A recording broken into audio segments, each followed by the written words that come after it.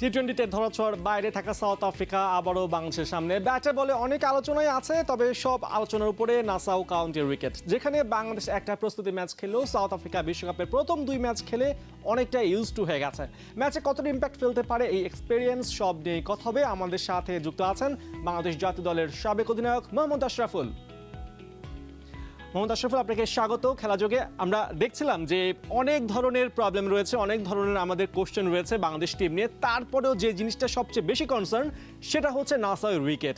প্রথম ম্যাচে ৭৭ রানে শ্রীলঙ্কা অল আউট, আয়ারল্যান্ড ৯৬ বা সাউথ আফ্রিকাও আসলে হারতে বসেছিল এই ম্যাচে।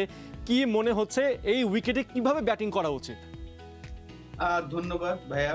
অবশ্যই আসলে এই উইকেটটাতে পেস বোলিং খেলাটা ডিফিকাল্ট। আমরা দেখছি যে এখানে 77 করতে আপনাকে প্রায় 16 ওভার ব্যাটিং করতে হয়েছে। 100+ রান চেস করতে গিয়ে 6টা উইকেট পড়ে গিয়েছেন সাউথ আফ্রিকার নেদারল্যান্ডের সাথে। তো অবশ্যই এখানে ব্যাটসম্যান টসটা খুব ইম্পর্টেন্ট। ডেফিনেটলি আমাদের কালকের ম্যাচটা টসটা যদি আমরা জিততে পারি, তাহলে আমাদের বলাররা যদি ভালো বল করতে পারে, যেটা আমরা শ্রীলঙ্কার সাথে করেছি, যত কম রানে রাখতে পারবো, এনিথিং 120-এর নিচে যদি রাখতে পারি বা 120-এর মধ্যে রাখতে পারি, তাহলে হয়তোবা আমরা সেই রানটা চেস করব। কমফোর্টেবলি চেস করা যাবে না, কারণ শ্রীলঙ্কার সাথে আমাদের 124 রান চেস করতে এত কষ্ট হয়েছে। 6 বল হাতে রেখে 2 উইকেট হাতে রেখে আমরা উইন করেছিলাম। সেই ম্যাচটা যদি আমরা আরেকটু বেটার ভাবে জিততে পারতাম, কারণ শ্রীলঙ্কার সাথে উইকেটটা কিন্তু ভালো ছিল, সেখানে ব্যাটসম্যানরা আরেকটু ভালো ক্রিকেট খেললে ভালো হতো। তো এই উইকেটে আপনাকে আর কি সাহস নিয়ে খেলতে হবে। সাউথ আফ্রিকার বোলিং অ্যাটাকটা কিন্তু আমরা জানি যে তাদের 4-5টা পেস বোলার খেলবে, সবাই কিন্তু অলমোস্ট 140-তে বল করে, 140+। তো সেই বলের এগেনস্টে যদি ইভেন বাউন্স হতো তাহলে আসলে সমস্যা ছিল না। প্রবলেমটা হয়ে যায় এই উইকেটটাতে একটা জায়গা থেকে বল বাউন্স করে, একটা জায়গা থেকে বল লো বাউন্স করে। তো এই সমস্যা, এই ধরনের বাউন্সে আসলে জোরে বল খেলাটা ডিফিকাল্ট যে কোনো ব্যাটসম্যানের জন্য। তো আমার উপদেশ থাকবে ডেফিনেটলি তারা যেন ওয়েট করবে এবং বাজে বলের জন্য, কারণ এখানে যদি এনিথিং রুম বল দেয়, ওই স্টাম্পের বাইরে দেয়, তখন আপনাকে ওই বলের বাউন্ডারি মারার চেষ্টা করতে হবে। আর উইকেটের বলটা আপনার চেষ্টা করতে হবে সার্ভাইভ করার জন্য, কারণ উইকেটের বলটা আপনি যদি ডিফেন্সিভ মোডে থাকেন তাহলে সার্ভাইভ করতে পারবেন। আর যদি রুম দেয় তখন আপনাকে হরিজন্টাল শট গুলা খেলতে হবে, সাইড স্ট্রোক। আপনি এখানে কাট শট, পুল শট এগুলো যদি না খেলতে পারেন, তাহলে আসলে রান করাটা ডিফিকাল্ট হয়ে যাবে আমাদের প্লেয়ারদের জন্য। টি-20-তে আমরা সবসময় চাই যে 4 ছক্কা হোক, অনেক রান জেনারেট হোক, কিন্তু এই জায়গাটিতে কিন্তু আমরা সেই এক্সপেকটেশনটা করতে পারছি না আপনার কথা অনুযায়ী। তো সেক্ষেত্রে আমাদের টপ অর্ডার যেহেতু এখন ছন্দে নেই, আমাদের তানজিদ তামিম রয়েছেন, লিটন দাস রয়েছেন, সৌম্য সরকার রয়েছেন। যেহেতু লিটন একটা গুড নক পেয়েছেন শ্রীলঙ্কার ম্যাচে, তিনি 36 রান করেছেন 38 বলে। এই জায়গাটিতে বাংলাদেশের টপ অর্ডার কতটা আসলে কনফিডেন্স পেল, বা কি ধরনের পজিটিভ ভাইব নিয়ে তারা মাঠে নামতে পারে? দেখেন, আসলে শ্রীলঙ্কার সাথে লিটনের যে রানটা করেছেন, এটা আমি মনে করি যে সিচুয়েশন ডিমান্ড যেটা করেছেন সেইভাবেই সে ব্যাটিং করেছে। কোনো তাড়াহুড়ার প্রয়োজন ছিল না, যেহেতু তারা 124 রানে অল আউট হয়ে গিয়েছেন, আমাদের 124 চেস করছিলাম। শুরুতে 2টা উইকেট পড়ে গিয়েছিল, সেই জায়গায় লিটন তার এক্সপিরিয়েন্স দিয়ে ব্যাটিং করেছেন, কারণ অনেক দিন ধরে সে রানও করছিল, একটা প্রেসার তো ছিলই। তানজিম তামিম এবং সৌম্য সরকার দুইজনই খুব সফট ডিসমিসেল আউট হয়েছেন। সৌম্য সরকার তো খুবই সফট ডিসমিসেল আউট হয়েছেন। তানজিম তামিম যেটা একদম পিওর হাফ বলি বল ছিল, জাস্ট প্রপার ডিফেন্সিভ শট খেললেই 4 রান হতো। আমাদের একটা প্রশ্ন রয়েছে আসলে এখানটাতে, সাকিব আল হাসান, তার কাছ থেকে আমরা রান আশা করি, বাট তিনি কিছুটা মনে হচ্ছে যে চোখের সমস্যায় আবারও ভুগছেন। মানে বলের সাথে আই কন্ট্যাক্টটা টিভি স্ক্রিনে কিন্তু আমরা ঠিক মতন দেখতে পাচ্ছি না। আপনিও কি ফিল করেছেন যে সাকিব কিছুটা প্রবলেমের মধ্যে পড়েছেন চোখ নিয়ে? ডেফিনেটলি লাস্ট 1 বছর ধরেই তার পেস বলের এগেইনস্টে যদি বাউন্সার বল করে থাকেন, সেই বলটা অতটা কমফোর্টেবল সে ফেস করছে না, আগে যতটা কমফোর্টেবল ছিল। এশিয়া কাপ থেকে শুরু হয়েছে, আমি মনে করি যে পাতিরানার বলে একটা সে কাট করতে গিয়েছিলেন, সেই বলটা তার গ্লাভসে লেগে কিপার ব্রিলিয়ান্ট একটা ক্যাচ নিয়েছিল। তখন থেকে বোঝা যাচ্ছিল যে তার চোখের যে একটা সমস্যা আমরা শুনছি, সেই জিনিসটা আমার কাছে মনে হচ্ছে। যদিও লাস্ট ম্যাচে আমার কাছে মনে হয় যে তার স্টান্স বলেন, হেড পজিশন অনেকটা নরমাল ছিল, কিন্তু তার আগে যদি আমরা খেয়াল করে থাকি যে অবশ্যই তার যে একটা চোখের ভিশনে একটা সমস্যা, তার স্টান্স বলেন, দাঁড়ানো বলেন, হেড পজিশন সবকিছুতে একটু ফানি লাগতো। তো কাল লাস্ট ম্যাচে আমার কাছে মনে হয়েছে যে না প্রপার আগের সাকিব আল হাসান যেভাবে সে দাঁড়াতেন, হেড পজিশনটা যেমন থাকা উচিত সেরকম ছিল। কিন্তু পেস বলে ডেফিনেটলি স্ট্রাগল করছেন। আমরা যদি দেখি যে আগের মতন কিন্তু অতটা কমফোর্টেবল সে অবশ্যই। খেলছেন না পেস বলে। আশা করছি যে খুব দ্রুত ব্যাক করবেন। আপনার কাছে আরো প্রশ্ন আছে, আপনি আমাদের সাথে থাকুন। কিছু পরিসংখ্যান আমরা দেখে আসি।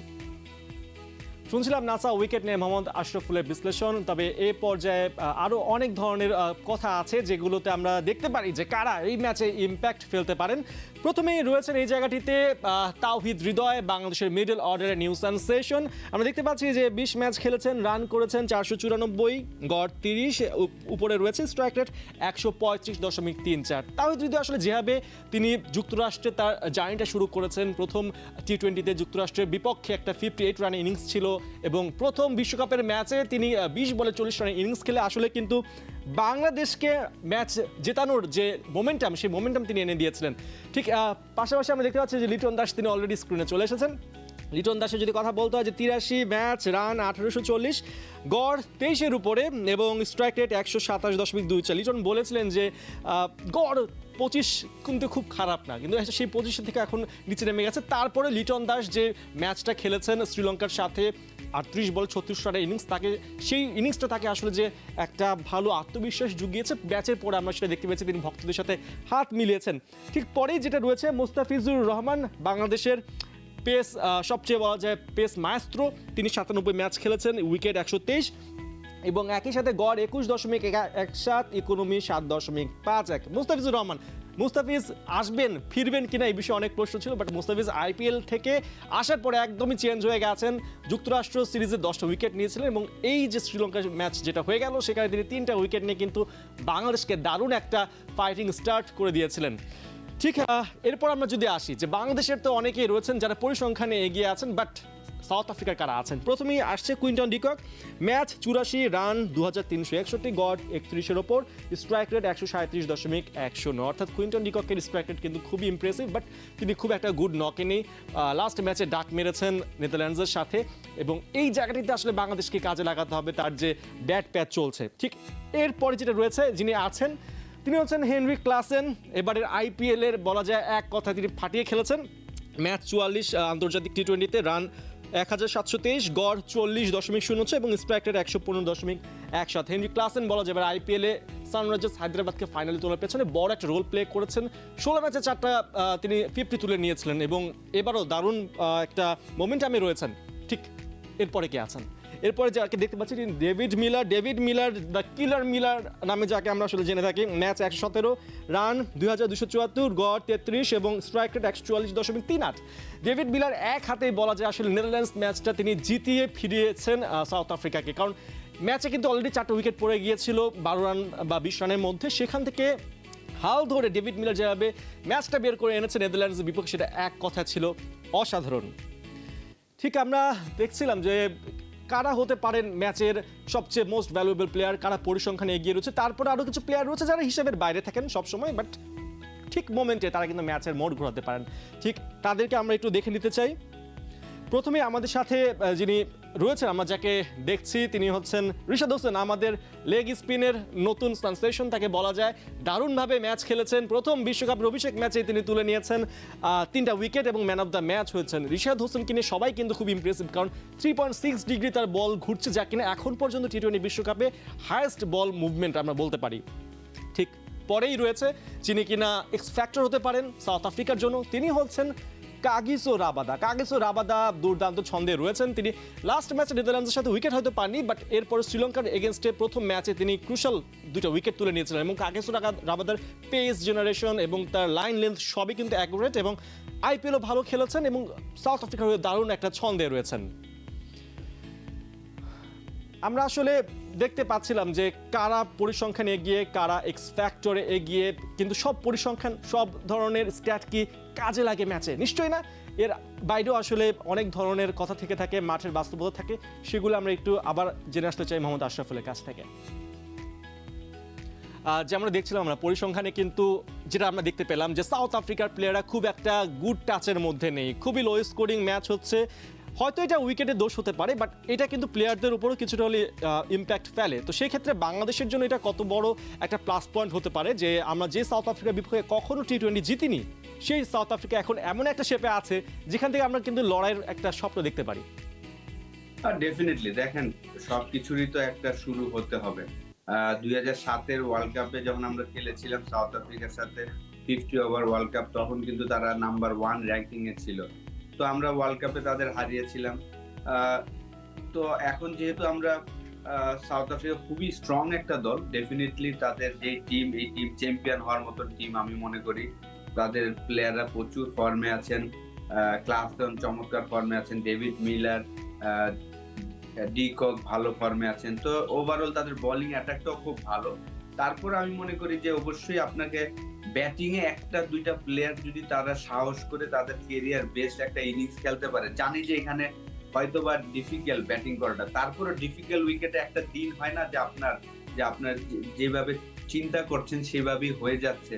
তো ফার্স্ট অফ অল টসটা জিততে হবে। আমি মনে করি টসটা জিতে আমরা বোলিং যদি সবাই মিলে ভালো বোলিং এবং ফিল্ডিং করতে পারি, তখনই কিন্তু আমাদের অপরচুনিটি থাকবে তাদেরকে হারানোর। তো সাউথ আফ্রিকার সাথে আমরা কখনোই জিতি নাই, তারপরে আমি মনে করি যে এইটা একটা রাইট টাইম, আমাদের রাইট মোমেন্ট যে আমরা এখানে সাউথ আফ্রিকাকে হারিয়ে সুপার 8টা কনফার্ম করবো ইনশাল্লাহ। তো অবশ্যই সবাই মিলে যদি খেলতে পারে, আর ব্যাটিং এর জাস্ট একজন দুইজন প্লেয়ারকে লাগবে যে তাদের সাহস নিয়ে একটা এক্সট্রাঅর্ডিনারি একটা ইনিংস খেলাটা। আসলে আমরা দেখতে পাচ্ছি এখানে সাউথ আফ্রিকার প্রায় ব্যাটসম্যানের কিন্তু স্ট্রাইক রেট 140 উপর, অর্থাৎ তারা পিটে খেলতে মানে পছন্দ করেন এবং যেটা আমরা দেখেও থাকি। বাট এবারের যে উইকেটে তারা খেলছেন সেই উইকেটটাতে কিন্তু সবাই পরে ফিল্ডিং করাটাকে মানে প্রেফার করছে এবং সেটাই আমরা মানে পরে ব্যাট করাটাকে প্রেফার করছে, যেটা আমরা দেখতে পেয়েছি। এবং যারা পরে ব্যাট করছে তারাই ম্যাচ জিতছে। তো সেক্ষেত্রে টস ভাগ্য কি এখানে বড় একটা রোল প্লে করতে পারে কিনা? অবশ্যই সোফার আমরা ওয়ার্ল্ড কাপে যেটা দেখছি যে পরে ব্যাটিং করার, আর বিশেষ করে আমেরিকাতে আমার মনে হয় যে যারা পরে ব্যাটিং করছে তাদের জন্য অনেকটা ইজি হচ্ছে জেতার জন্য, কারণ আগে ব্যাটিং করে কত রান আপনাকে এখানে করতে হবে সেই জিনিসটা কোনো টিমই এখন পর্যন্ত অ্যাডজাস্ট করতে পারেনি। তো অবশ্যই আমি মনে করি টসটা খুব ইম্পর্টেন্ট। টসটা আপনি যদি দেখেন শ্রীলঙ্কার সাথেও কিন্তু শ্রীলঙ্কা চমৎকার স্টার্ট পেয়েছিলেন, 10 ওভারে 75 for 2 ছিল, সেখান থেকে কিন্তু 124 অল আউট হয়ে গিয়েছে। তো আমি মনে করি যে আমাদের বোলিং অ্যাটাক যেভাবে বোলিং করছেন প্রত্যেকটা বলার, রিশাদ চমৎকার ভালো ফর্মে আছেন, মুস্তাফিজ ভালো বল করছেন, তাসকিন ইনজুরি থেকে ফিরে এসে ভালো বল করেছেন, তানজিম সাকিব ভালো করছেন, সাকিব হয়তোবা তার বেস্টটা দিতে পারেনি লাস্ট 2 ম্যাচে। আমি আশিওর যে তার এক্সপেরিয়েন্স দিয়ে সে হয়তোবা এই ম্যাচটা ডেফিনেটলি তার করে রাখার চেষ্টা করবে। বোলিং এর কথা বলছিলেন, আমরা দেখতে পেলাম যে এখানে পেসাররা যে 4টা ম্যাচ হয়েছে সেখানে 40টা উইকেট তারা তুলে নিয়েছেন, আর স্পিনাররা পেয়েছেন মাত্র 9টা উইকেট। আদৌ কি এই উইকেটে সাকিবের জন্য বা যে রিশাদ ভালো পারফর্ম করেছেন প্রথম ম্যাচে, তার জন্য কি আসলে কিছু রয়েছে এখান থেকে বের করার? দেখেন, আমি পার্সোনালি মনে করি যে আসলে এই উইকেটে 4টা পেস বোলার খেলাতে পারলে ভালো হতো। যেহেতু আমাদের শরীফুল ইনজুর্ড, সেই জায়গায় হয়তোবা আমরা যেই টিমটা আমরা খেলেছি শ্রীলঙ্কার সাথে সেই টিমটাই হয়তোবা থাকবে। কিন্তু এই উইকেটে আমার কাছে মনে হয় যে পেস বোলার একটা অপশন বেশি থাকলে ভালো হতো। সেই জায়গায় হয়তোবা সৌম্য সরকারকে আমরা দেখবো, একটা দুইটা ওভার হয়তোবা দেখবো যে সাউথ আফ্রিকার সাথে তাকে বল করাচ্ছেন, যে জিনিসটা আমরা লাস্ট কয়েকটা ম্যাচে দেখছি যে মাহমুদুল্লাহকে ইউজ করছেন। তো সাউথ আফ্রিকার সাথে ম্যাচে আমার মনে হয় যে আমরা সৌম্য সরকারকে একটা দুইটা ওভার দেখতে পারবো। অবশ্যই। অনেক ধন্যবাদ মোহাম্মদ আশরাফুল।